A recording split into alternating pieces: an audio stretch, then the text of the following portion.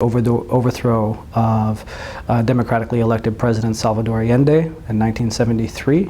Many people are also familiar with the U.S. role in El Salvador, Nicaragua, etc. I'm wondering if you could talk about what the historic U.S. goals in the region have been. Well, the historic goals go back to the founding of the American Republic. The founding fathers were quite frank about their imperial ambitions, including the most enlightened of them, like Thomas Jefferson. They felt, in the racist terms common in the time, that the superior race of Anglo-Saxons, as they described themselves, had every right to people the hemisphere and remove the inferior people elsewhere. That goes on right through American history. So the great progressive poet Walt Whitman wrote ugly, racist comments, poems and statements about what have poor, miserable Mexicans to do with the future of the human race. We should take over, and so on. So it goes way back. It's the beginning. The first major foreign policy goal beyond conquest of what we now call the national territory, which was, of course, imperialism. The first one was Cuba, but the U.S. could not conquer Cuba because there was a deterrent. The British, they were the big enemy in the 19th century. They were the powerful force that dominated the world. And John Quincy Adams, the intellectual author of Manifest Destiny, and the great grand strategist, he explained that we can't conquer Cuba now, but over time, he said, Cuba will fall into our laps by the laws of political gravitation, just as an apple falls from the tree, meaning over time we'll become more powerful, Britain will become weaker, and we'll just take over Cuba. And in fact, that's what happened. Through the 19th century, U.S. power increased, British power declined. 1898, the U.S. invaded Cuba to prevent its liberation from Spain. That's called here the liberation of Cuba. And in fact, Cuba remained essentially a colony until 1959. And within months after its independence, the U.S. began to attack Cuba with bombing, invasion, a massive terrorist war run by the Kennedy administration, which has kind of quietly disappeared from history, economic embargo and so on. So that goes back right to the beginning. 1823 is the Monroe Doctrine. Again, John Quincy Adams was basically the intellectual author. It declares that the U.S., in effect, it declares that the U.S. should dominate the hemisphere. Of course, they couldn't do it at the time. The U.S. was much too weak. Britain, even France, were much too strong. But the goal was established. By the late 19th century, it begins to be implemented. The first U.S. invasion of Nicaragua was in 1854. The Navy burned down a town to avenge an insult to Commodore Vanderbilt, the rich American who they said was insulted, and so on. And it just goes on from there. Invasion after invasion, intervention after intervention. This is the backyard. They do what we want. It was stated very clearly at the end of the Second World War, when the U.S. was really in a position to dominate the world and understood that. And planners were very clear and explicit about it, and they laid plans for all of the world, and they had plans for Latin America. There was a hemispheric conference called, and of course everybody had to come, in Mexico in February 1945, in which the U.S. imposed what was called an economic charter for the Americas. And the economic charter banned economic nationalism in all its forms. The State Department explained that there's a subversive idea circulating in Latin America called the philosophy of the new nationalism, which believes that the resources of a country should be used for the benefit of its own people. And we have to knock that down. That's them. Now I'll add, the implicit message is the resources of the country belong to American investors. And some made that pretty clear.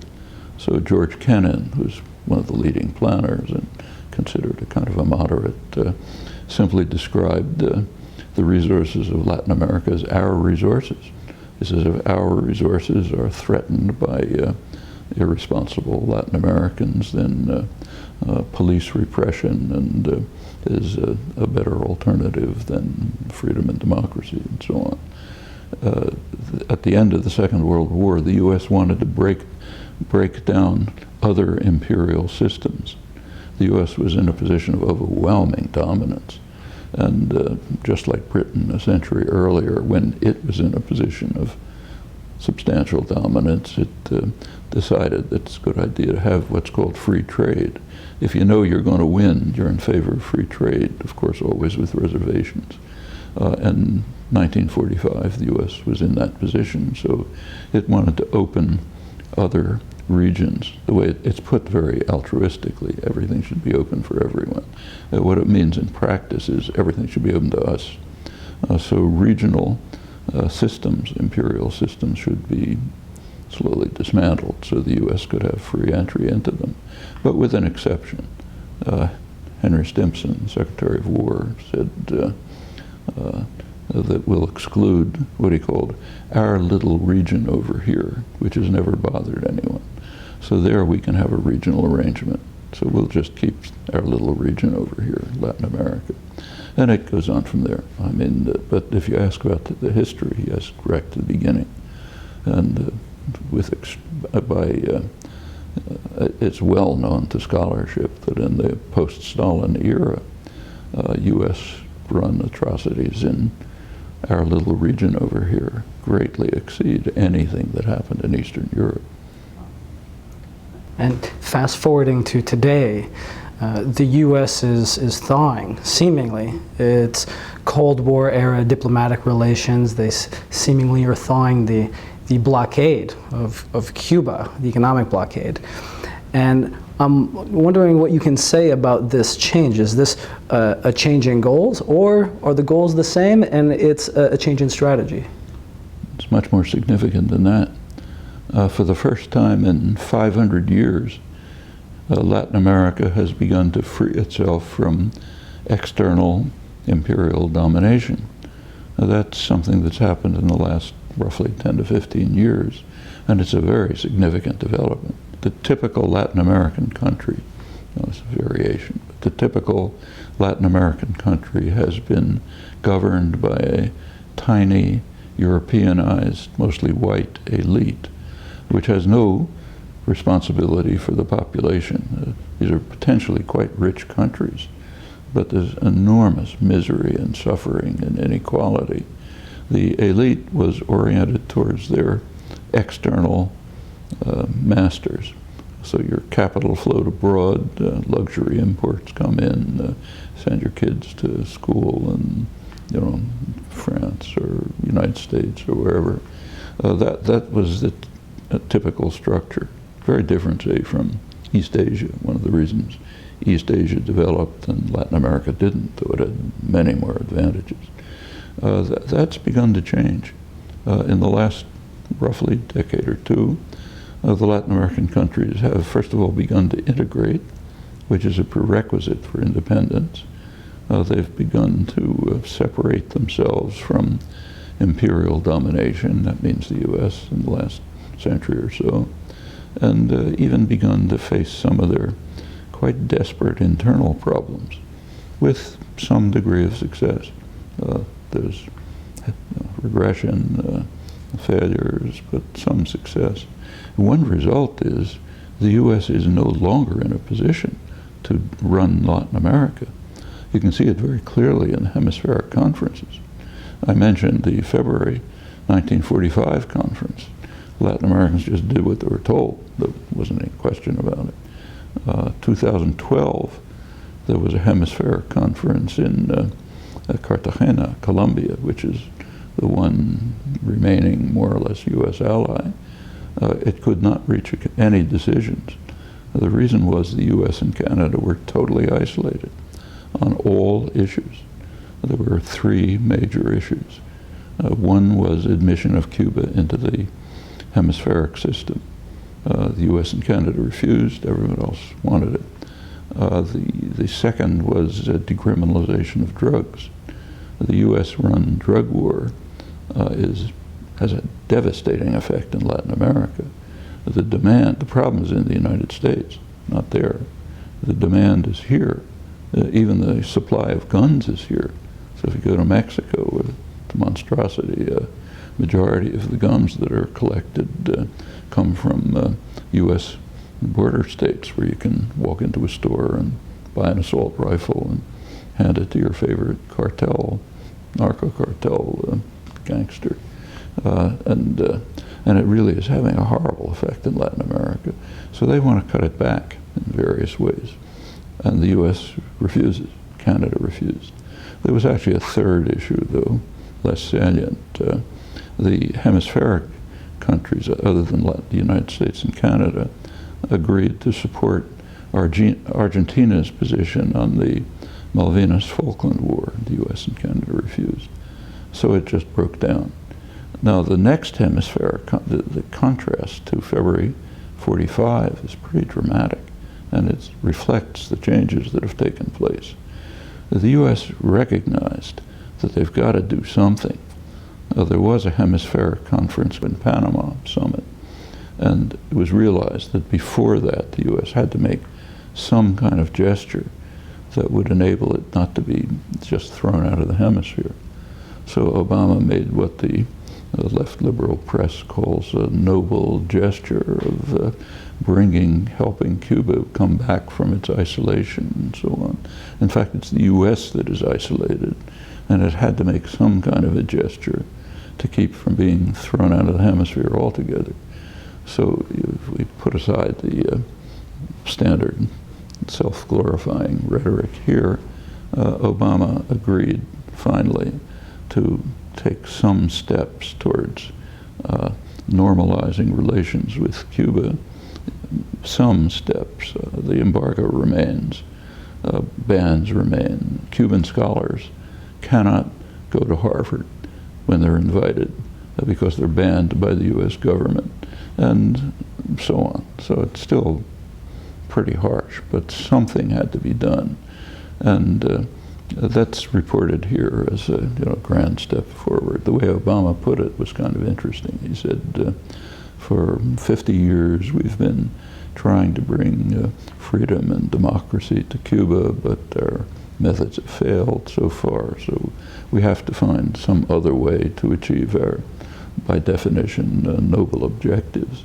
Actually, the means that were used were terror, substantial terror, much worse than gets reported, economic blockade condemned by the entire world, hostility of a kind that's ridiculed in most of the world and strongly opposed in Latin America.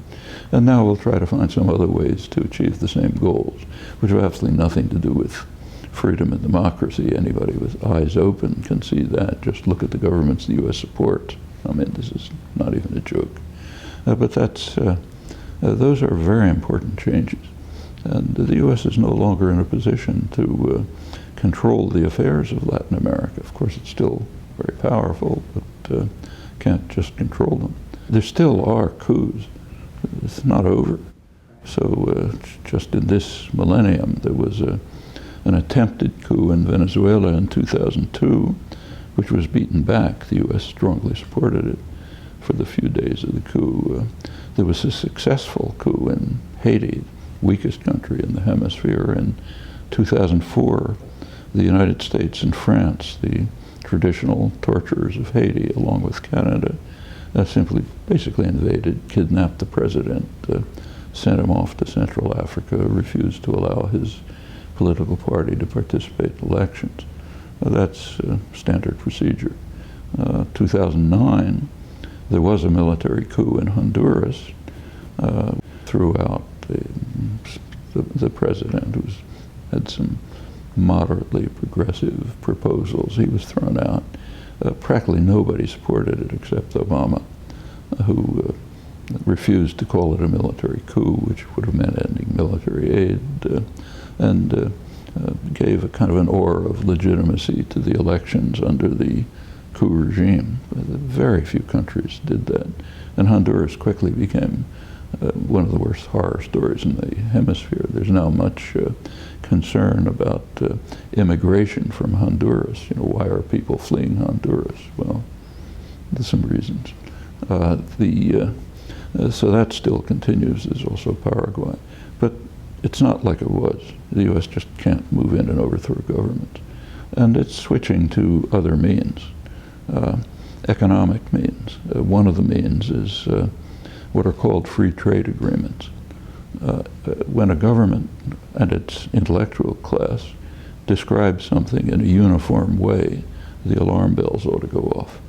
The free trade agreements are not, have nothing, they're not agreements, at least if people are part of their countries, because most people are opposed to them. They're not about free trade. In fact, they're not even about trade at all. If you look at the North American Free Trade Agreement, NAFTA, the only accurate words are North American. The agreements have very high protectionist elements in the interests of pharmaceutical corporations, media corporations, and so on. Incredible patent rules, the kind that would have prevented the U.S., say, from developing if they'd ever been instituted. Much of it doesn't even have to do with trade at all. It has to do with investor rights. So the rights of a corporation, let's say, to sue a country because it's taking away future profits, things like that. And in fact, even what's called trade is pretty much a joke. So if you take a look at economists, they'll tell you trade has increased between the U.S. and Mexico. If you mean by that things are moving across borders, yes. But when GM produces parts in Indiana and sends them to Mexico to be assembled and sells the cars in Los Angeles, things do move across borders. But that's interactions within a command economy. It's like in the old Soviet Union, if parts were constructed somewhere in the Urals and sent to Poland for assembly and sold in Leningrad, we didn't call it trade. It isn't. And that's, since corporations are tyrannies, they don't allow you to know what they're doing. The government could find out, but they prefer not to. There's only estimates, but the estimates are that maybe 40 or 50% of the cross-border interactions are internal to command economies. So it's not trade, it's not free trade. It's not, it has very little to do with trade altogether. It's mostly investor rights. And it's not agreements, because people don't agree with it. And the effect is pretty harmful. And NAFTA, for example, is one of those rare trade pacts that's succeeded in harming the populations in all three participating countries. The general populations, not the corporations. They're doing fine. Mexico, for example, has had the practically the slowest growth rate in Latin America since NAFTA was established. What you read in the newspapers, it's an enormous success, you know. But if you look at the figures, it's quite different. The U.S. efforts to impose a free trade agreement for the Americas have so far failed. Free trade, of course, in quotes. There are now massive efforts underway to globalize this, the Trans-Pacific Partnership, Transatlantic Partnership. We can't really talk about the details because these things are kept secret from the populations, and of course not secret from the hundreds of corporate lobbyists and lawyers who are writing the details. But they have to be kept secret from the populations, and for good reasons. That was done with NAFTA too. If people find out what's being done, they're not going to like it. So you have to have what's called fast track. That's the big debate now. We have to have Stalinist-style political decisions. If the government does something in secret, then it tells the parliament, You can say yes or no, and of course you have to say yes, and then we say, look, we are a democratic society. That's the debate that's going on right now, both with the Pacific and the Atlantic. Again, it has almost nothing to do with trade in any classical sense. The tariffs are already quite low. Lowering them a little more would have almost no effect. But it's, the bits that have leaked out look like the standard arrangements, which are basically investor rights agreements of, the populations are kind of incidental. They may gain something, they may not. But, and that's the current method of trying to regain as much control as possible over Latin America, but it's going to be hard.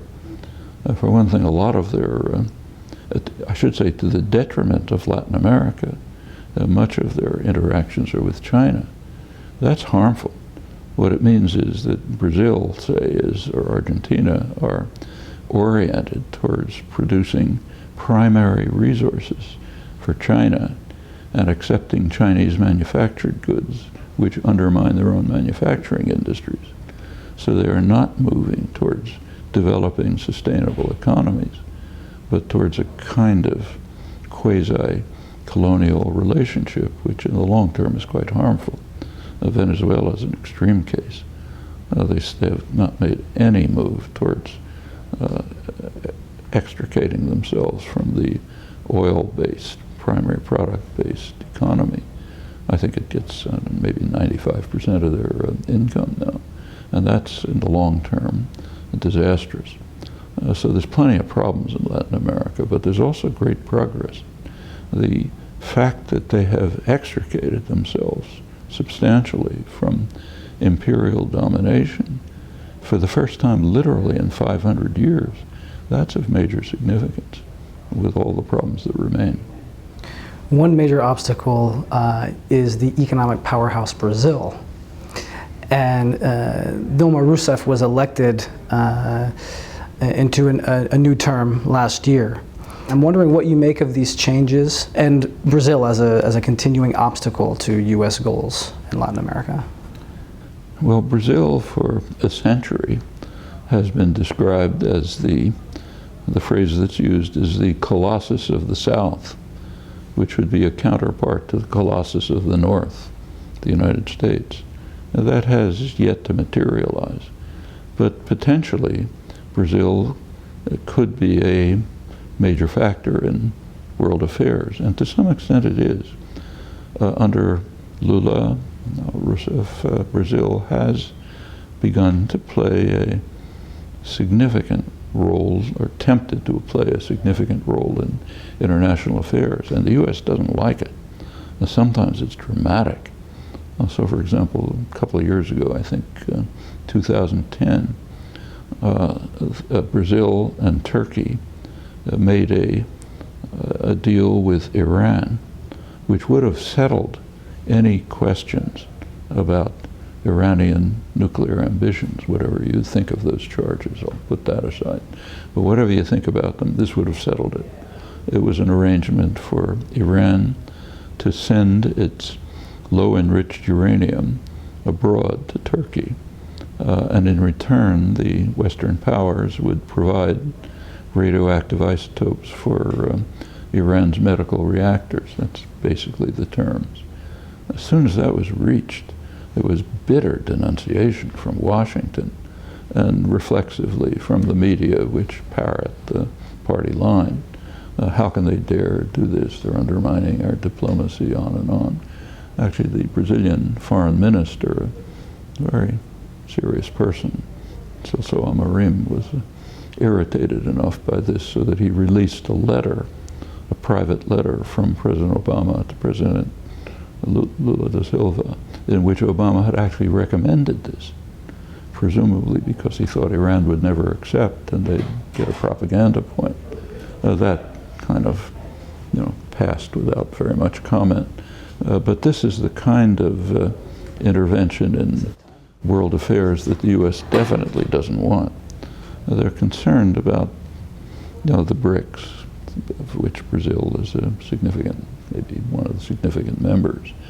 And it is part of a kind of a diffusion of power in the world, limited diffusion of power, which is referred to in international foreign affairs discourse as the American decline. That's considered a big problem. You get the journal Foreign Affairs, is America disappearing, American decline. Yeah, it's true.